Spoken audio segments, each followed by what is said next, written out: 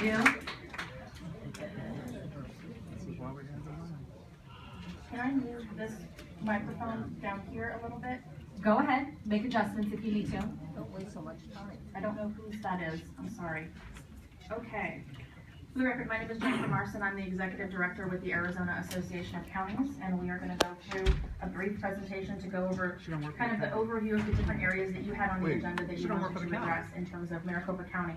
Before we get into that, we would also ask me to talk a little bit about counties in general, since I'm with the Association of Counties. You're not with the Maricopa County? Go ahead. I'm sorry, let's make sure we aren't interrupting from the audience. I appreciate people have comments, but let's keep them to ourselves. We have a speaker here at the podium. Thank you. So first off, I'd like to thank the Secretary of State's office, all of the county elections departments, motor vehicle division. They've all been great in helping us process through this election, in particular the provisional ballots that have been counted and are still being counted right now. We don't have data from all of the counties right now because we are only 6 days out and we are still processing provisional ballots in, I believe, all of our counties still. Turnout seems to be relatively on par with 2008 and 2012. Slight differences, but we're right around the 50% mark in terms of turnout, and that's traditionally mostly among both parties as well. We did have vote centers, obviously, here in Maricopa County. We had them in Yavapai, Cochise, Yuma, and Graham County as well. In 14 of our counties, we did not have this issue. It was a significant problem, and it was a significant problem in Maricopa County. But I don't want anyone to think that this was a statewide issue. It was Maricopa County specific. Arizona and Maricopa County in particular have a history of successful elections. We would consider this an anomaly, a big one, no doubt. And Maricopa County has accepted full responsibility for that, but we don't think this is elections as usual, and we think the track record previous to March 22nd proves that. So we know what the problem was, we know how to fix it, and we are prepared to fix it moving forward. So let's get into some of the data. Now, some of these statistics are unofficial. As we said, we're still counting ballots. So as we go through, and I believe members were provided with a printed out copy of the presentation. Okay, so we're talking about 1.2 and change eligible voters, and that's because a portion of our total registration are not eligible because they were independents, and per statute they could not vote in this election. Early voters and PEVOL. PEVOL is the acronym that stands for Permanent Early Voter List.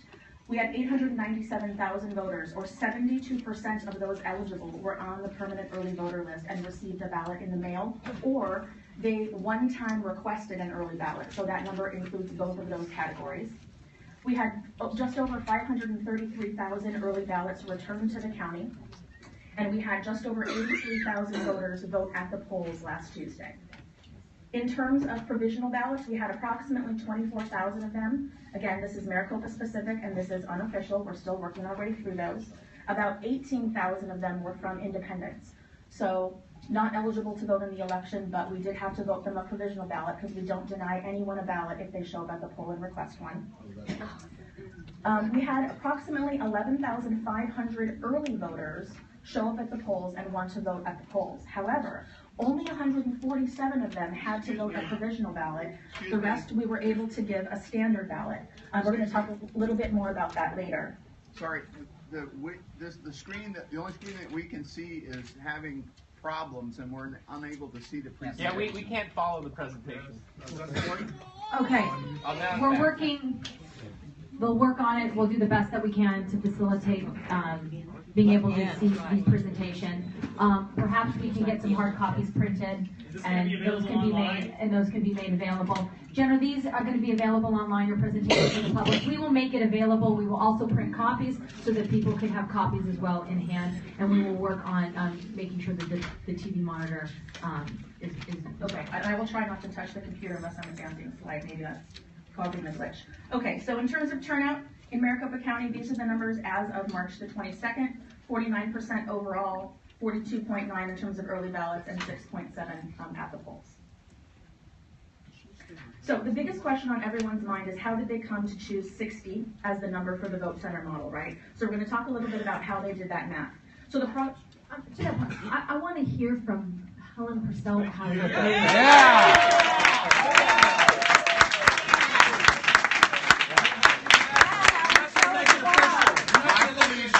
You're not the elected official.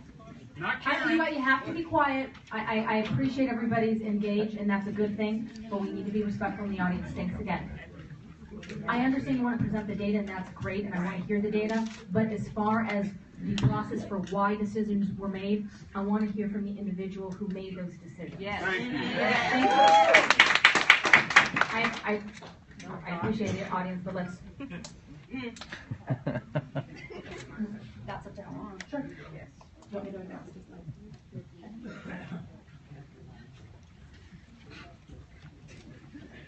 Okay.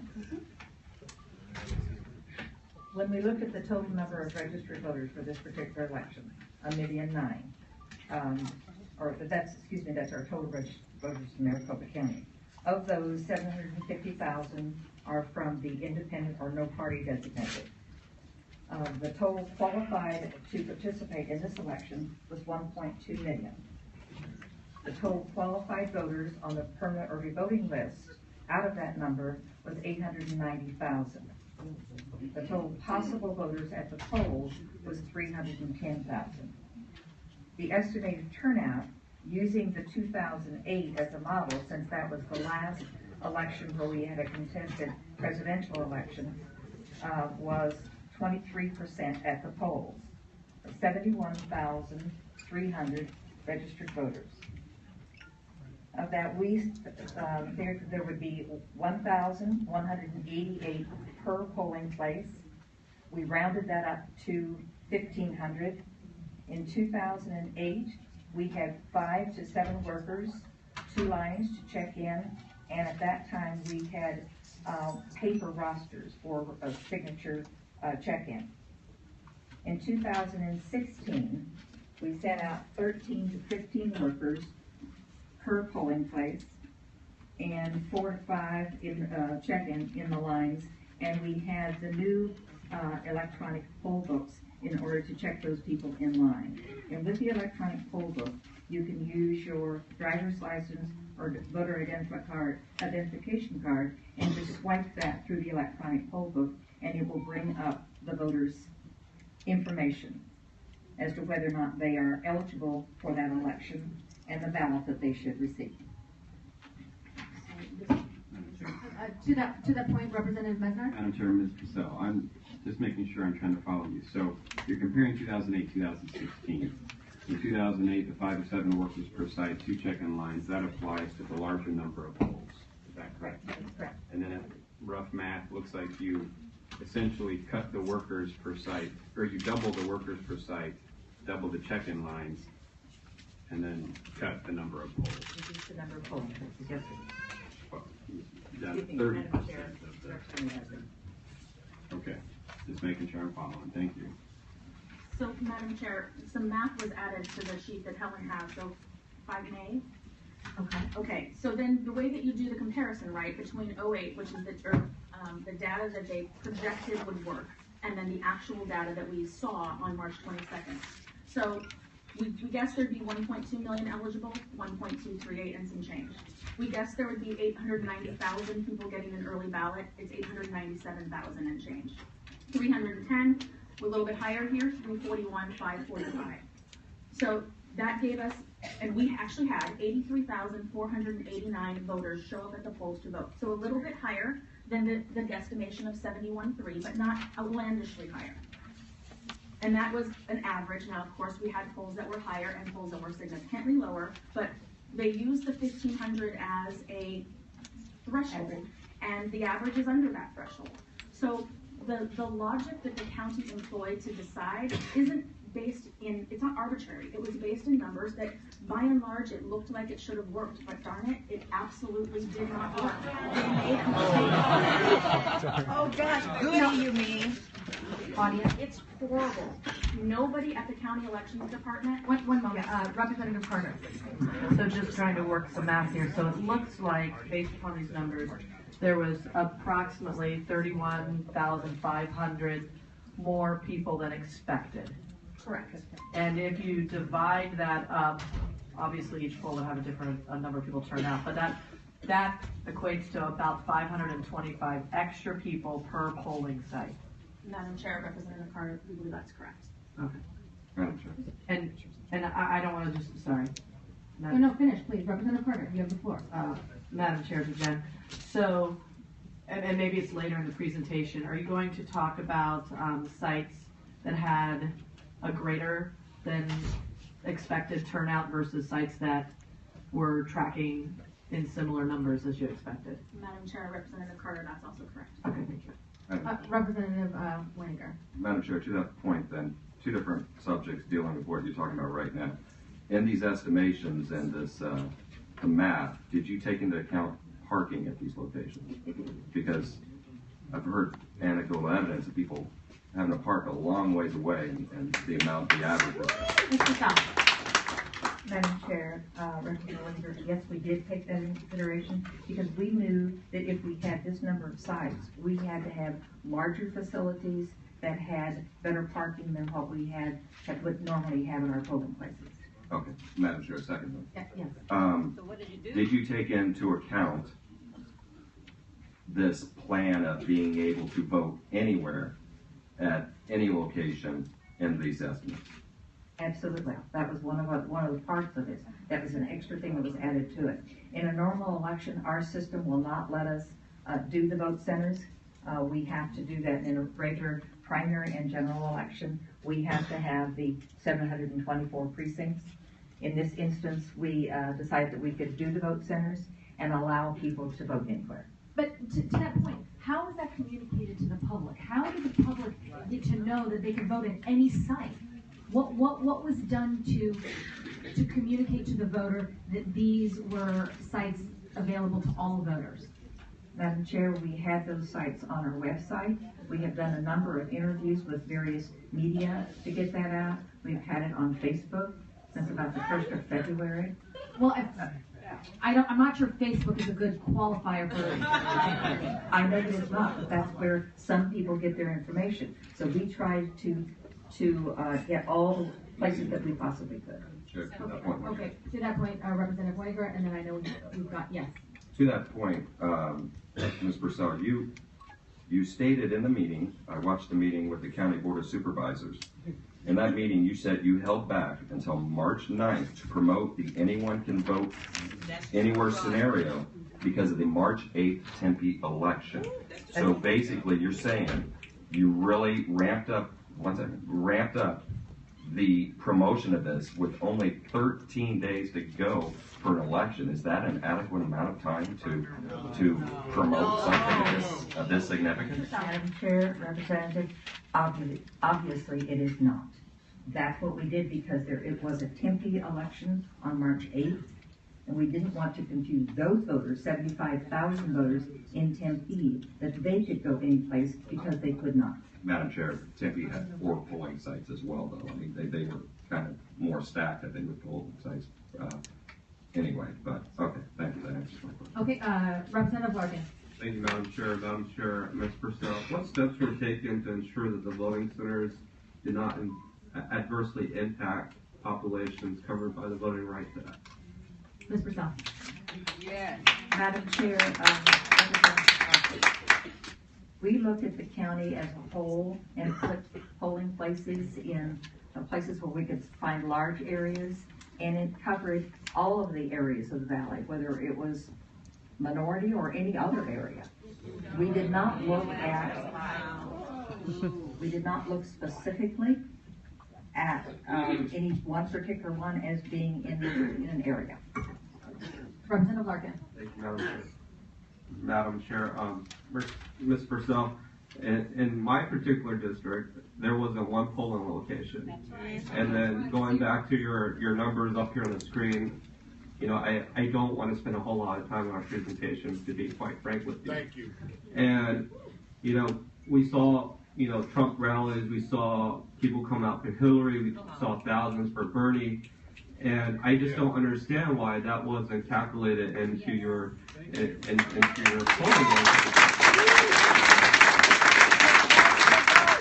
I mean, you yourself said that there's a significant amount of energy going across the country, and you were excited about the elections, and then we're going to basically, you know, use numbers of previous elections when we have thousands and thousands of people who are getting energized over this presidential year, and we didn't blink an eye over that for whatever reason.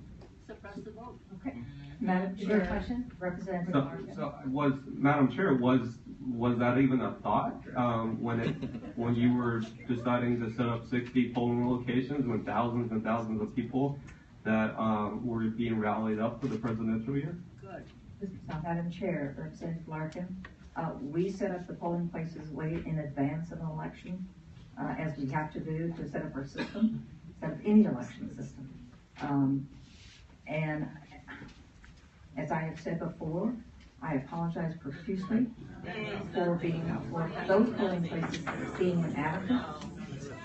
Audience, in order to give her testimony, we have to be respectful, please. She didn't respect us. Listen, audience, please, it's important.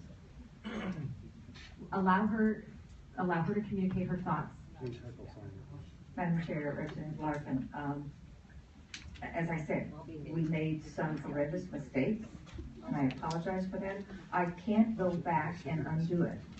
I wish that I could, but I cannot. I can only say that we felt that we were using the best information that we had available to us and in past history.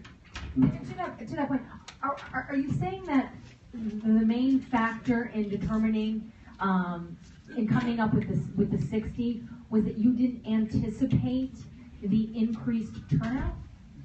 Madam Chair, no, that is not. Okay, then what specifically, I got a little bit lost in all of your numbers. What specifically led to the decision to go from, well, to go from 211 in 2012, but in 2008, which you keep referencing, there was 403 locations. Madam Chair, there were, in 2008, yes, there were. That's right, 403 locations. So we keep talking about this 211, but that was in 2012 when you didn't have a Democrat nominee. And so that there was a significantly less polling place. But if we're going to use the 2008 as our reference point, that's 403 polling locations. And now for the 2016, basically, open seat presidential preference election, we have 60. Tell me again what specifically made you come up with 60 as an appropriate number. Madam Chair, there are several factors. There's not any one. One of those things is that the increase from 2008 to 2016 in the number of people who are eligible on our permanent early voting list. Those people will already be getting a ballot and obviously would not or should not be going to the polls on election day because they have already received their ballot. Okay, so the that was one assumption issue. there was that we had an increased amount of individuals participating in the early ballot. We had a little bit more than double the number from 2008 to 2016. And so there was an assumption made that these individuals were going to then vote by mail. That's correct. That's what they have chosen to do. Oh, right, chose to receive their ballot via mail, and the assumption was that they were going to also then return it via mail. Okay, so that's one. But also, if they did not return it by mail, they could turn it in at a polling place. They didn't have to stand in line. They could turn it into a polling place, just drop their ballot off, as they do in most elections. We have a number of early voters who drop their ballots off on election day at every election. Okay. So that's one of the issues. The other thing we thought was the electronic poll books. We could process them quicker than we could with the old paper. Let me ask about that. Is that something that you've had experience with in the previous elections? Was there something new about these electronic poll books? I mean, what exactly made you think that this was going to? Did you have more of them at these locations? Typically, you have 4. Now you have 15 of electronic poll books. That's the case. We increased the number of electronic poll books and the number of workers. By how many? By how many? So give me what a typical precinct election looks like as far as staffing and poll books, and then tell me what the expanded location looks like. I think you can show on the slide. that you have, or on the paper you have before you, that we had 5 to 7 workers per site in electronic poll books, in this election. Oh, in paper, excuse me. And in this election, we had 13 to 15 per site, and 2 check-in lines, and then you have your electronic poll book, which means a worker does not have to look you up. You swipe that number, or you swipe your voter registration card or your driver's license, and your name comes up. Now that's also another factor. There's also the factor of the money. And that has to enter into any decision we make about anything. I bet it does. I'm sorry. Do you have it to that point? Okay, before we get into the money, do you want to do, okay? Are you comfortable with that? I just want to make sure I got your questions. Yes? Perfect. Finish your question. So we looked at the amount of money that we felt was going to be available for this election, knowing that as of the time we started planning, there was not sufficient money to pay us for a full-blown election. So we were trying to downsize if we could in order to come up with the monies that were either already committed to this election or that we had been promised and hopeful that the legislature would look at that issue again and include more money for this election. And those bills, if I understand, have already gone through the House and the Senate. Okay. Did not been signed. What bill? The Secretary of State had a bill that would pay their office completely for this election. And I think the second measure on that bill was that it would discontinue presidential preference elections in the future. Okay. In 2008, what was the reimbursement for the presidential preference election? Madam Chair, that would have been $1.25 per registered voter, which had been a number that had been in statute long before '08. In 2012, a bill went through the legislature, started in Mr. Gould's name, ended in Ms. Yee's name, to make it 100% reimbursement to counties. That was in 12. And then last year, the statute didn't change, but in the budget, the legislature took it back to $1.25. Right, and this is what I'm getting at. So you have functioned fine, and in the last, again, let's use the reference point of 2008, you were able to budget a successful presidential preference election with $1.25 per registered voter reimbursement rate. And you're telling me then now that you're not able to do that in 2016 when you've been operating with that reimbursement rate for several presidential preference elections? Madam Chair, I would have to check back on. I'm not sure that the monies that we received in 2008 were sufficient to pay us for. Perhaps I misspoke. The PPE occurred in 2012, and legislation went through during that session, which was not effective for that election. Okay, so for the 2012 PPE, the rate was $1.25. The rate, okay, so the rate was one. So have you ever had a presidential preference election with that 100%? Madam Chair, no, we had not. This would have been the first one had the legislature not changed it last year. But you have been operating fine with the 125. Madam Chair, I don't think the counties would characterize it as fine. Counties were eating a lot of cost of that election. So then are you saying those last elections were problematic, all of the other?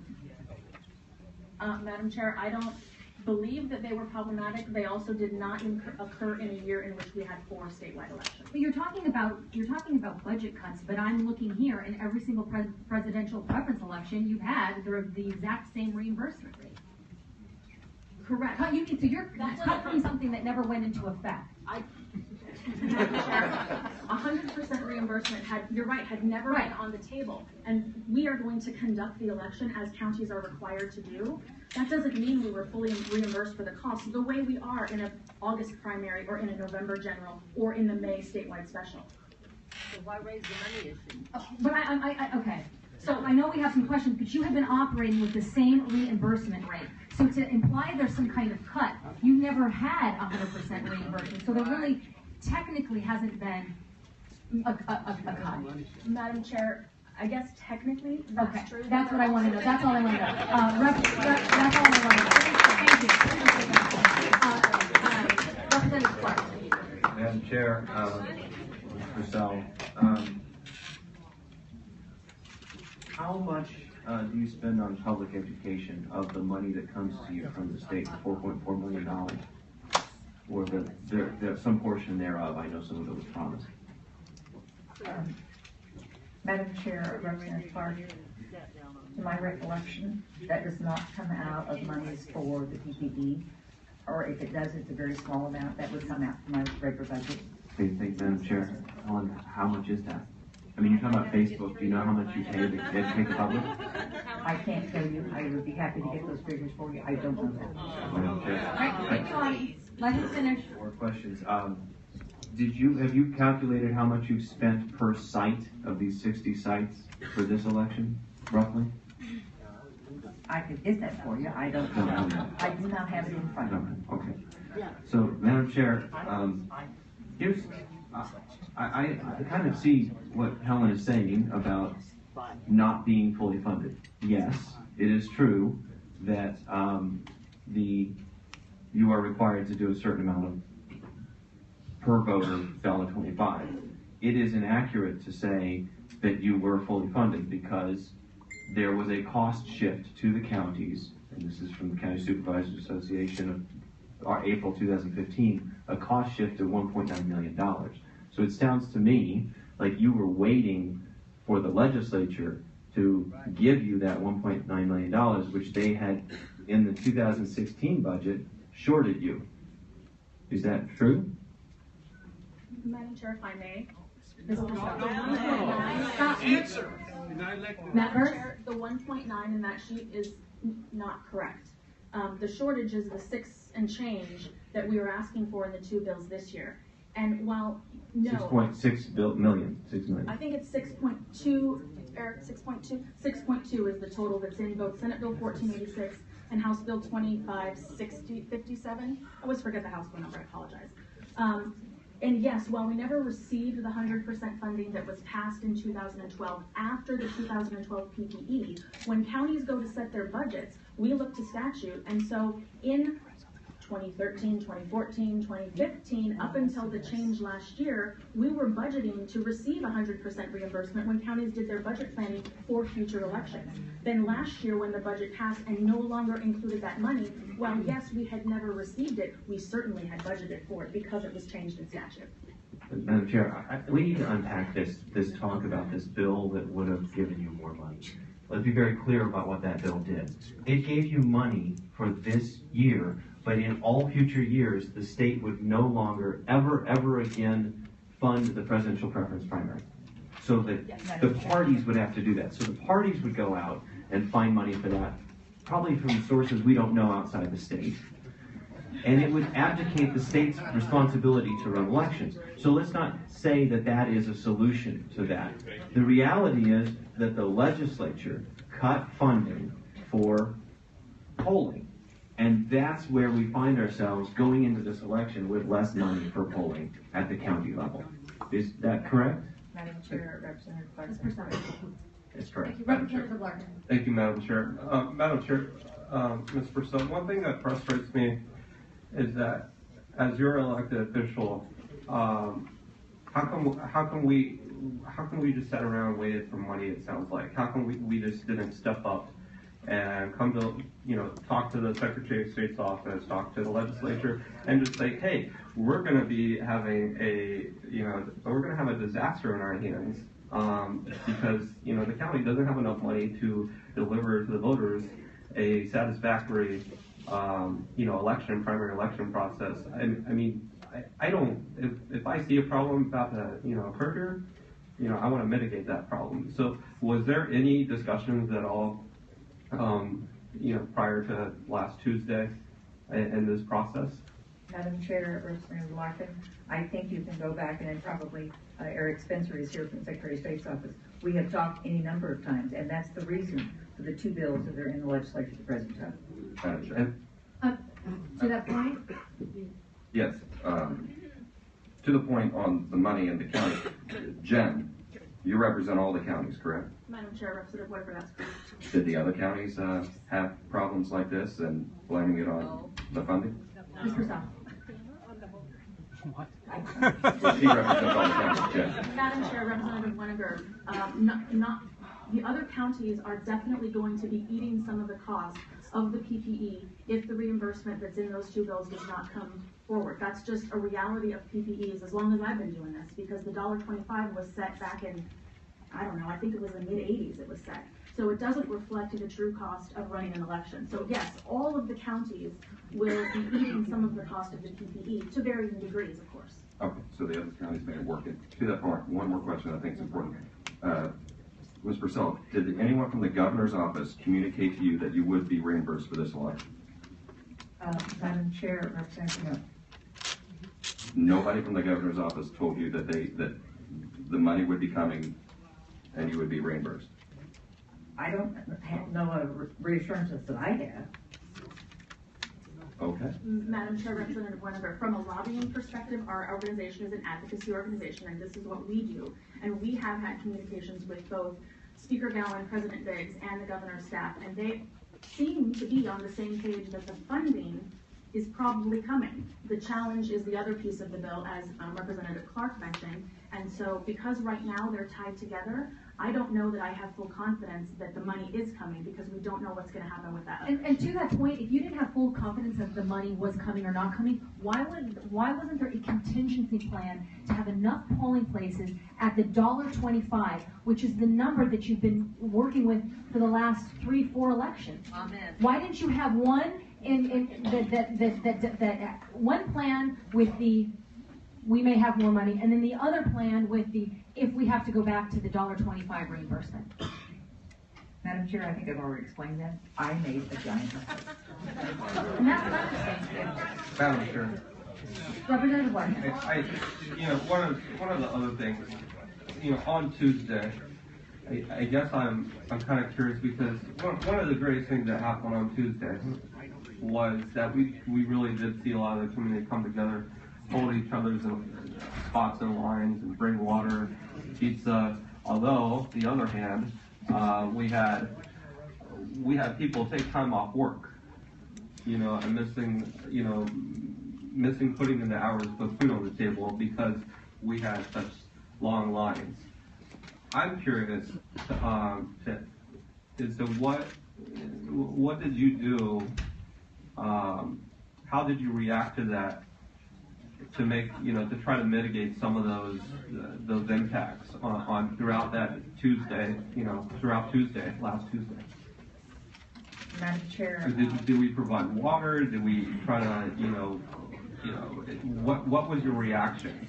And what did you do to try to at least mitigate some of those problems? Madam Chair, Representative Larkin, we sent additional people, we sent additional equipment out to the polling places that were having the long lines. No, I did not send water out. Okay, no, audience. Representative Larkin. Okay, I did have a question. In statute, I believe, and I can't, to be honest, I'm sorry, I don't know if you touched on this, but I just wanted to make sure I got it in the record. I believe in statute you're allowed to have early voting locations. Can you tell me just how many there were and where they were, and what was going to kind of communicate that there were early voting locations available? And then can you also just tell me how much in advance do those get set up? Madam Chair, the early voting sites were at my 3 locations, and they are set up 26 days before the election when the early voting starts. And they go through the Friday before the election, as required by law. Madam Chair, to that point. Yes, Representative Larkin. Just out of curiosity, Madam Chair, Ms. Purcell, how are you classifying voters active or inactive, just as we start to go down that path? Ms. Purcell. Madam Chair, Representative Larkin, it is not whether a voter is active or inactive, but whether their address is inactive. If we have gotten notification that somebody doesn't live at that address, then we are required to send them 2 different messages of some kind that have to go in the mail. And we cannot move them from active to inactive until that happens. However, if they come to a polling place or let us know or anything that they in fact maybe have moved to another address but just not sent us any information, then they are removed from the inactive and put on the active. So they are never taken off, they're always there if they let us know that they are still, in this jurisdiction. Thank you. Representative Clark. Chair, one point and a question to Helen. It was mentioned that other counties were able to pull this off. And so the problem is all Maricopa, and I don't want to absolve county mistakes here, but ARS 16-2. Registrations that we have in our system, and sometimes we will have 4 or 5 different changes. We will certainly look at that.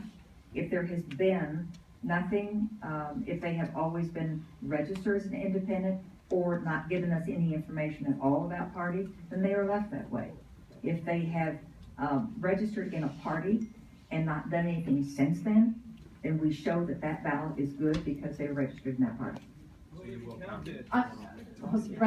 be counted if they're registered in the party. Okay, so But I think the point is they shouldn't have even had to have done a provisional route to begin with.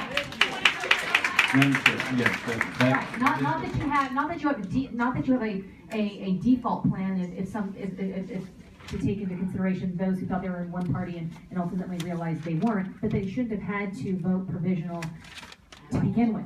Representative Mesnar. Madam Chair, that is, so both points are my question. So obviously we need to fix any issue going forward, but what you are saying, if I heard you correctly, is that those will be counted. If they showed up, they were registered independent on the face of it, but you go back and see that there's been a clerical error or whatever led to this, you're saying because they filled out a provisional ballot, they will be counted in this race. Mine wasn't. Okay, to that point, and then Very much to that point. Okay, Larkin, I see. Where that just creates a little bit of frustration for constituents that I spoke to who called after the deadline to switch to make sure that they were, if they were registered independent or Democrat, and then they registered through no action of their